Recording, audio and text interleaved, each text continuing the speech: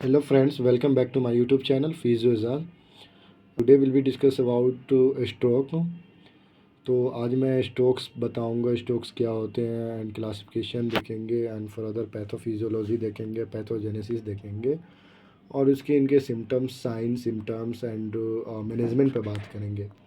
Now let's start. Stroke क्या होता है? तो stroke is also known as cerebro. Friends, आज हम बताने जा रहे हैं आपको स्ट्रोक. स्ट्रोक क्या होता है और फर्दर में इसके क्लासिफिकेशन देखेंगे एंड पैथो फिजियोलॉजी देखेंगे और उसके बाद पैथोजेनेसिस देखेंगे. ठीक है. और इसके इन्वेस्टिगेशन पे बात करेंगे, मैनेजमेंट पे बात करेंगे. तो फर्स्ट स्टार्ट करते हैं स्ट्रोक. तो स्ट्रोक क्या होता है? स्ट्रोक को हम दूसरे नाम से सेरिब्रोवैस्कुलर एक्सीडेंट के नाम से भी जानते हैं. तो इसलिए stroke is also known as cerebrovascular accident या you can say brain attack. ठीक है. A stroke occurs when blood flow to the brain interrupted by the blockade or burst blood vessels. इसमें क्या होती है कि स्ट्रोक में जो ब्लड को जो मतलब ब्रेन को जो ब्लड सप्लाई करता है हमारा, कौन सी आर्टरी करती है? इंटरनल कैरोटिड आर्टरी करती है. तो उसमें क्या होती है कि इंटरप्टेड हो जाती है या ब्लॉकेड हो जाती है. ठीक है. जिसकी वजह से स्ट्रोक देखने को मिलती है. ठीक है. तो stroke is one of the major causes of disability, particularly in the elderly. Okay. अब इधर देखेंगे कि स्ट्रोक पेशेंट्स में present with a variety of physical, cognitive and psychological problem. ठीक है. अब मैं डिफिनेशन पे बात करूँगा कि स्ट्रोक्स के क्या डिफिनेशन है. Stroke is a defined as a sudden neurological deficient caused by the focal vascular lesion in the brain. तो आप लोग को मालूम होना चाहिए कि जो हमारे ब्रेन को जो ब्लड सप्लाई करती है इंटरनल कैरोटिड आर्टरी करती है. ठीक है. तो इंटरनल कैरोटिड आर्टरी में क्या होती है कि किसी भी तरीका का ब्लड मतलब जो ब्लड सप्लाई हो रही है वो ब्लॉकेज हो जाती है या फिर आर्टरी जो रहती है वो रप्चर हो जाती है, जिसकी वजह से पेशेंट्स को स्ट्रोक देखने को मिलता है. अब स्ट्रोक की क्लासिफिकेशन देखेंगे तो स्ट्रोक के बेसिकली दो क्लासिफिकेशन है, एक इस्केमिक स्ट्रोक, एक हेमरेजिक स्ट्रोक. ठीक है.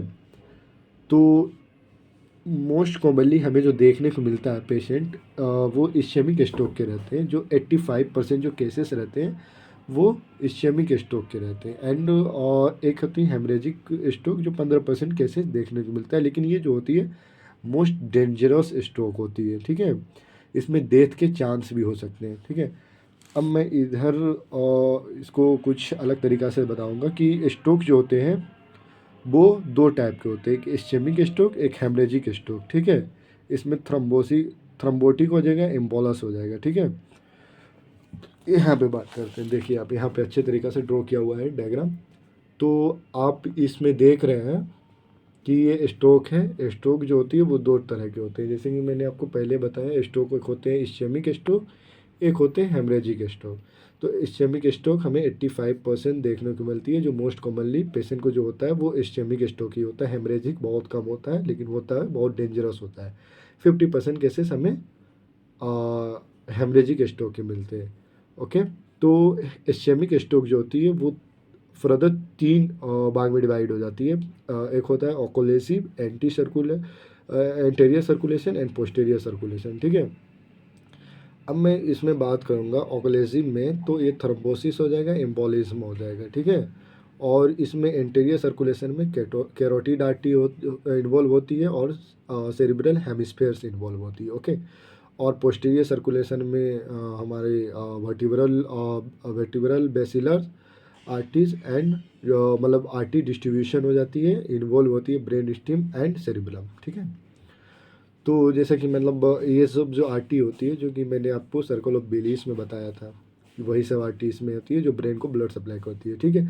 तो हेमरेजिक में आती है, वो एक होती है सब अर्केनॉइड और दूसरा एंट्रा सेरिब्रल आर्टरी होती है. सब अर्केनॉइड में होती है एन्यूरिज्म होती है जो मोस्ट कॉमन होती है, और आर्टियोवीनस मालफॉर्मेशन होती है. और इंटरसेरिब्रल में आ जाएगी हाइपरटेंशन जो कॉमन होता है, एक एम्लॉइड एंजियोपैथी इन एल्डरली में होता है. ठीक है.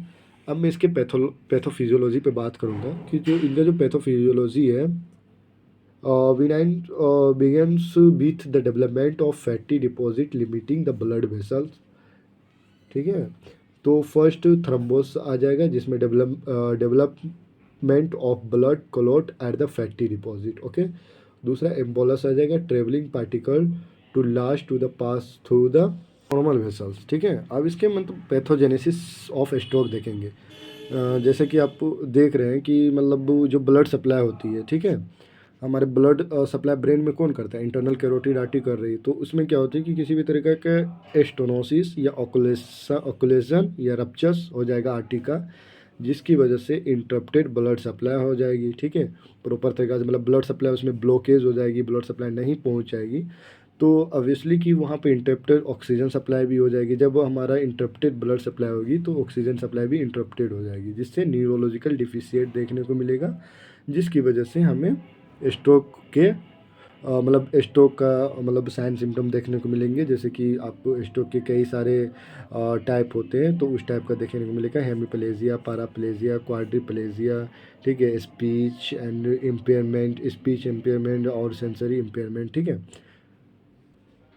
अब मैं स्ट्रोक के इटियोलॉजी बताएंगे, इट मीन्स कारण बताएंगे कि क्या कॉमन कारण हो सकती है जिसकी वजह से स्ट्रोक हो सकती है, ठीक है। पहला कारण thrombus. This is mainly due to the presence of atherosclerosis plaque in cerebral arteries, ठीक है। जो हमारे सेरिब्रल आर्टरी में जो रहता है वो एथेरोस्क्लेरोसिस प्लेग रहता है, जिसकी वजह से वो ब्लड क्लॉट हो जाती है। तो उसकी वजह एक कारण ये भी हो सकता है। दूसरा कारण इम्बोला है। This are the free flowing bodies in the cerebral blood stream in the form of dislocate thrombus fats air tissues, okay. तीसरा हेमरेजिक है, it occur due to the rupture of the blood vessels in the brain. किसी भी तरह का ruptures हो जाएगी, blood proper मतलब blood supply जो हो रही है वो आर्टरी रप्चर्स हो जाती है, जिसकी वजह से हेमरेजिक हो सकते हैं। अब मैं इसके रिस्क फैक्टर्स की बात करूँ तो रिस्क फैक्टर्स के क्या क्या हैं वो देख लेते हैं। तो एक मॉडिफाइड रिस्क फैक्टर है, एक अनमॉडिफाइड है, ठीक है। मॉडिफाइड जिसको कर सकते हैं, जिसको नहीं कर सकते वो हैं। तो डायबिटीज़ मेलाइटिस है, इसको हम मॉडिफाइड कर सकते हैं इंसुलिन दे के या वेट लॉस करके, एक्सरसाइज करवा के। और दूसरा हाइपरटेंशन, हाइपरटेंशन को भी हम कंट्रोल कर सकते हैं, कार्डियक डिसऑर्डर्स, ओबिसिटीज़, टोबैको, ठीक है, हैवी अल्कोहल जो यूज़ कर रहा है वो, स्ट्रेस, हार्ट डिजीज़, ठीक है, इन्फेक्शन, इंडोकार्डियाटिस, ठीक है, बैक्टीरियल इन्फेक्शन है, और फिजिकल इनएक्टिविटीज़। अब जो कुछ अनमोडिफाइड है उस पर उसको देख लीजिए। अनमोडिफाइड में जैसे एज है, इसको तो हम मॉडिफाई कर नहीं सकते हैं, ठीक है। जनरल मेल या फीमेल उसको भी नहीं कर सकते। Race, previous CVA, heredity and transmit ischaemic attack, ठीक है। ट्रांसमिट इस्चेमिक अटैक इसका मतलब होता है कि आपको जो, ये भी एक स्ट्रोक का टाइप ही है। इसमें क्या होता है कि आपको जो पता चल जाएगा, स्ट्रोक जो होता है वो 24 आवर में आपको पता चल जाएगा कि वो किस तरह का स्ट्रोक है, हेमरेजिक है या हो सकता है वो इस्चेमिक हो सकता है। तो ये TIA बताता है, TIA इसको शॉर्ट फॉर्म में जानते हैं, ठीक है। अब हम साइन एंड सिम्टम्स देखेंगे स्ट्रोक्स के, ठीक है। तो इस्चेमिक स्ट्रोक के देखेंगे साइन, तो कैरोटिड सर्कुलेशन है, यूनिलेटरल पैरालिसिस, नमनेस होगा, ठीक है, लैंग्वेज डिस्टर्बेंस होगा, विजुअल डिस्टर्बेंस होगा, मोनोकुलर ब्लाइंडनेस होगा, ठीक है। उसके बाद वर्टिब्रल बेसिलर अटैक है तो वर्टिगो आएगा, विजुअल डिस्टर्बेंस होगा, पैरालिसिस, नम से एटेक्सिया हो जाएगी, ठीक है। उसके बाद हेमरेजिक में देखेंगे, हेमरेजिक में सर्कनाइड हेमरेजिक होगा, जैसे सडन सीवियर और मतलब हेडक होगा इसमें। उसके बाद ट्रांसिएंट एलो सी हो जाएगा, न्यूरल मतलब वोमिटिंग होगा, ठीक है, नेक पेन होगा, ठीक है, इंटॉलेंस होगा, उसका इंट्रा सेरिब्रल में फोकल होगा, ठीक है। कुछ मैं 6 साइन बताऊंगा जो स्ट्रोक के होते हैं। बेसिकली इसको अगर याद आप करेंगे तो बी फास्ट, इसका निमोनिक है, ठीक है। आपको याद रखना है बी से बैलेंस। जब स्ट्रोक होगा किसी पेशेंट को, पैरालिसिस होगा तो उसका बैलेंस डिस्टर्बेंस होगा। आइज़ में भी मतलब थोड़ी प्रॉब्लम होगी, वो मतलब वो थोड़ा एबनॉर्मल जैसे देखनी चाहिए नॉर्मली पर्सन, वैसे नहीं देखेगा वो, अलग ही देखेगा, ठीक है। उसका फेस मतलब फेस में नमनीस आएगा, मतलब फेशियल एक्सप्रेशन थोड़ा उसका बिगड़ जाएगा, इम्बैलेंस हो जाएगा। उसके बाद आम उसका प्रॉपर वर्क नहीं करेगा, अगर देखेंगे कि विच टाइप ऑफ स्ट्रोक है उसको, ठीक है। स्पीच डिस्टर्बेंस होगा और टाइम, ठीक है। इसको आप याद कर लेंगे, ठीक है। डिफरेंशियल डायग्नोसिस में आप देखेंगे हेड सर्वाइकल ट्रॉमा हो सकती है, ठीक है। उसके बाद मेनिंजाइटिस, इंसेफ्लाइटिस, हाइपरटेंशन, ठीक है, intracranial mass and migraine. Okay, तो मैं आज आप लोगों को बताया हूँ कि स्ट्रोक्स क्या होती है, इसका cause, pathology, pathophysiology and pathogenesis, ठीक है, और इसका इटियोलॉजी पे बात की है, रिस्क फैक्टर्स बताएं एंड साइंस बताएं एंड सिम्टम्स बताएं। तो नेक्स्ट वीडियो बताएंगे सीपी। आप इस वीडियो पे बने रहे और आप नए हैं तो इस चैनल को सब्सक्राइब करें।